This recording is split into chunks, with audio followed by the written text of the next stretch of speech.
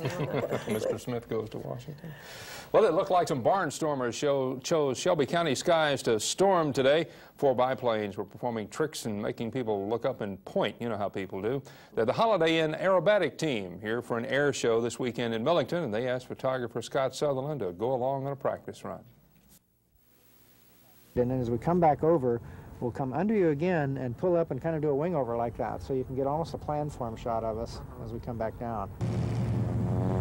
You want those relatively tight, because if you do have to jump out, the chute's got to be tight on it. Well, it's similar to combat flying to the extent that we're maximum performing the airplane. 2, 3, 4. Let's have fun. Do it.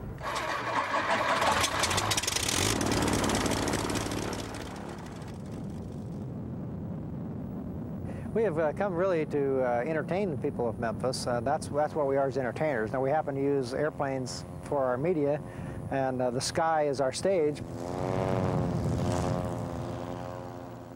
You can't hurt this airplane. You can make it tumble end over end and fly backwards, and it won't hurt it at all.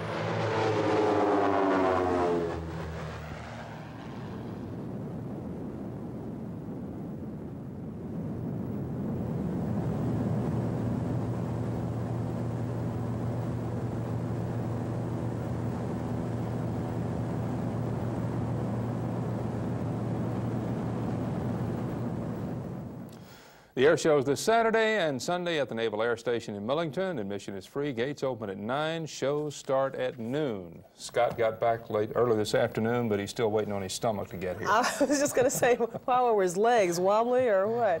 He was shaky. All of those pilots are former Vietnam War flying aces. I think we just saw they can fly. Ah, yes, airplanes. Beyond a doubt. Well, that's our news for now. I'm Pam Crittenden. I'm Jerry Tate. Have a good evening, everybody.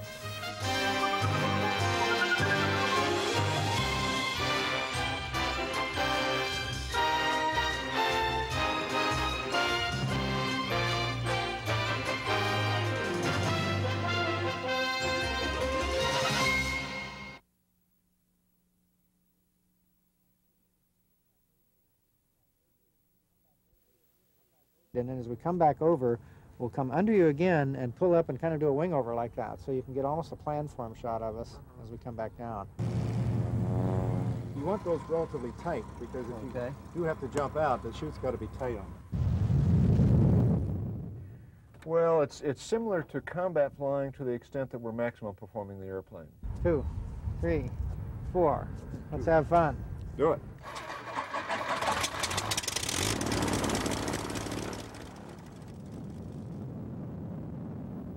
We have come really to entertain the people of Memphis. That's what we are as entertainers. Now, we happen to use airplanes for our media, and the sky is our stage.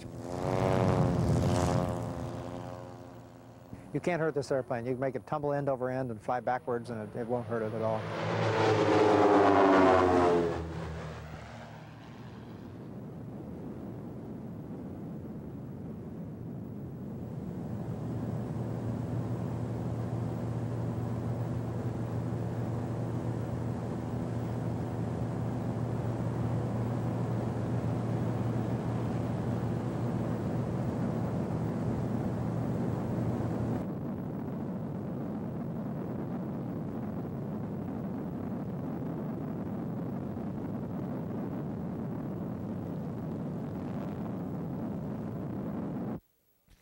Kids aren't the only people who are taking advantage of Halloween. A few adults got decked out, and they got a real treat for their trouble. Work took a holiday for a while today at the Mid-South Foundation for Medical Care to determine who had the best costume. The 3 blind mice showed up, along with all other sorts of ghosts and characters. News 3's Alex Coleman was even there. No, that's not a mask, that's the real thing. He was one of the costume judges. The winner? Well, now, how could anyone be picked other than the Hunchback Woman? She got a day off work. And here you see, second place, it went to the bag lady who pulled herself up out of her own trash pile. She got a half day off. The third place prize was a 2-hour lunch. Now those kind of prizes, I like a day off, a half day off. Oh, that's great. Yeah. We're going to push for that here. Next Halloween, everybody dress up, and that would be fun. They won't know who's out here. Alex looks sharp. You fooled me there. Yeah. For a minute there, I thought it was a mask, but no, it's the real thing. He looked nice.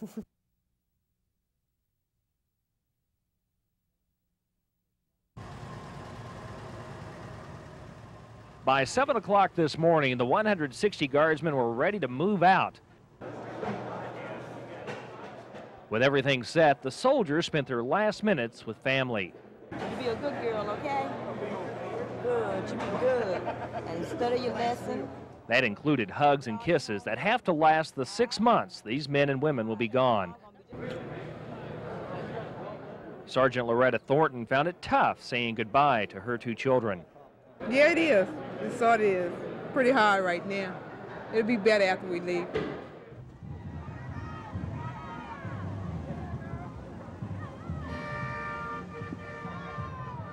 The 268th had quite a reception waiting for them at the Ripley Town Square. At least 3,000 people turned out to see the convoy drive through town.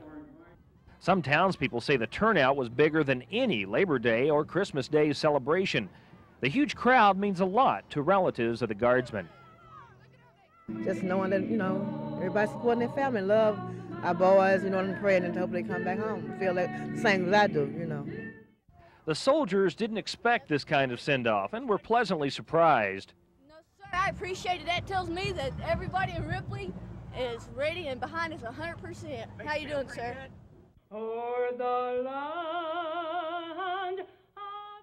Those left behind are already counting the days before their loved ones return. Joe Larkins, News 3, Ripley, Tennessee.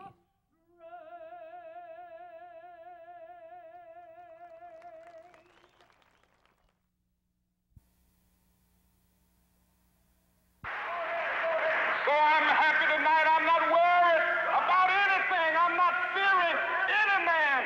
Mine eyes have seen the glory of the coming of the Lord. Martin Luther King Jr. was a great dreamer. If ever a man knew Martin Luther King, it was Reverend Ralph Abernathy. He was with him in marches, prayers, and at the Lorraine the day King died. Today, Abernathy returned to the Memphis Motel with a message all his own. Black people, white people, brown people, yellow people, all people that God created from one blood, the nations that dwell upon the face of this earth. Abernathy joined leaders from across the state in breaking ground on the $8.8 million museum that will house exhibits, a theater, and meeting rooms dedicated to civil rights. It's a project some say the rundown Lorraine has needed for a long time. It's a victory over apathy. It's a victory over indifference. It's a victory over the unholy heritage that this site had become. But not everyone agrees with DeArmey Bailey.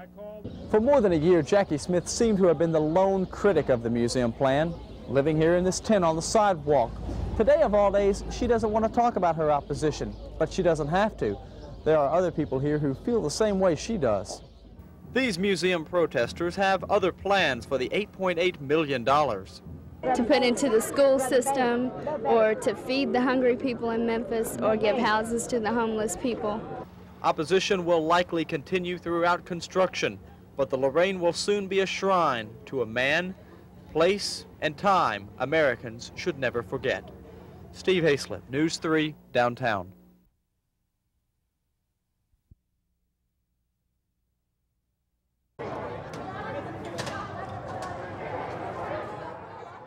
The lobby of the music hall downtown looked like a scene from a horror movie.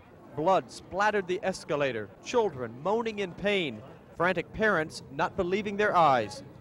Blood everywhere, people laying all over the floor, students, one teacher with a bad gash on her head, one child with an extremely bad gash in his head. The students had just seen a play at the auditorium and were leaving on the escalator. Somebody stumbled at the bottom and they just started piling on top of each other. One lady fell back. And of course, when she did that, the steps were catching her head. I just screamed, go back, and they tried to run back up the escalator as quick as they could, but some were already caught coming down, and they just piled on top of everybody else. Several kids suffered cuts. Parents and rescue workers tried to keep them calm. They just got squished, and they couldn't get the people up off the ground. It's horrible. 17 children and 2 teachers were rushed to hospitals. Worried parents arrived minutes later. Have you heard whether your child was involved in the accident or not? He was involved.